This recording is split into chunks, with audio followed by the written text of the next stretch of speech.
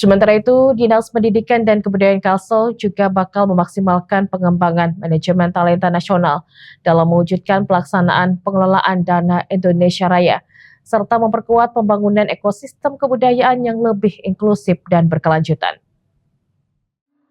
Transformasi dana Indonesiana menjadi dana Indonesia Raya merupakan langkah strategis dari pemerintah dalam memperkuat ekosistem kebudayaan nasional yang tidak hanya memberikan pendanaan, namun juga membangun tata kelola yang adaptif, inklusif, dan berkelanjutan di sektor kebudayaan nasional sebagai bagian dari penguatan pemanfaatan dana keabadian kebudayaan.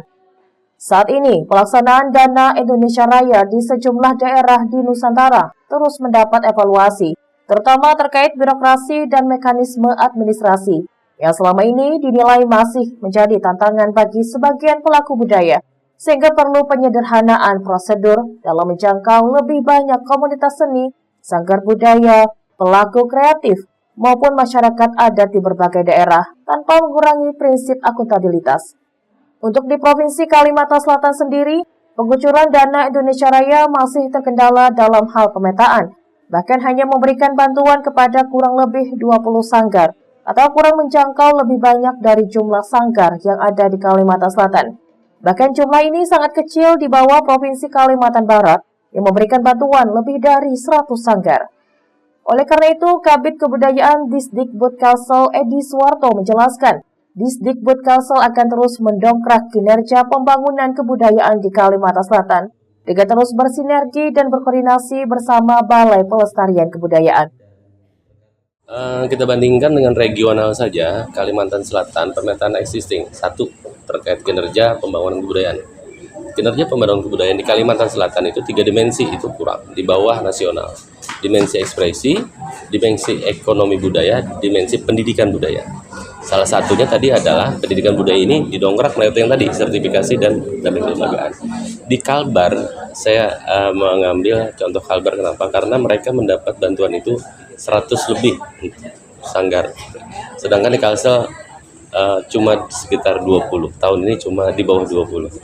Jadi saya rasa setelah dipetakan ternyata adalah salah satunya kita sanggar banyak, kita aktif. Taman budaya ini ramai, full terus taman budaya. Parkir kan meledak terus. Tapi kelemahan kita kenapa? Peran pemerintah pada saat ini kemarin belum efektif, belum optimal. Karena mereka seaktif-aktifnya teman-teman di Taman Budaya, apabila tidak difasilitasi sertifikasi dan lembaganya, mereka tidak bisa go nasional. Akan susah, bisa tapi akan susah. Makanya kita coba nanti kita dongkrak dari akar rumput, apa sih kekurangan teman-teman di lapangan, akan kita bantu.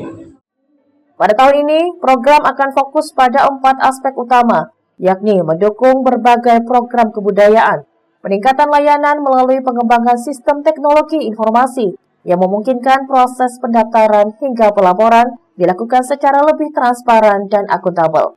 Di samping itu juga untuk perluasan cakupan program dengan total 12 kategori kegiatan, termasuk penguatan ekosistem budaya dan dukungan terhadap warisan budaya tak benda Indonesia yang telah diakui UNESCO.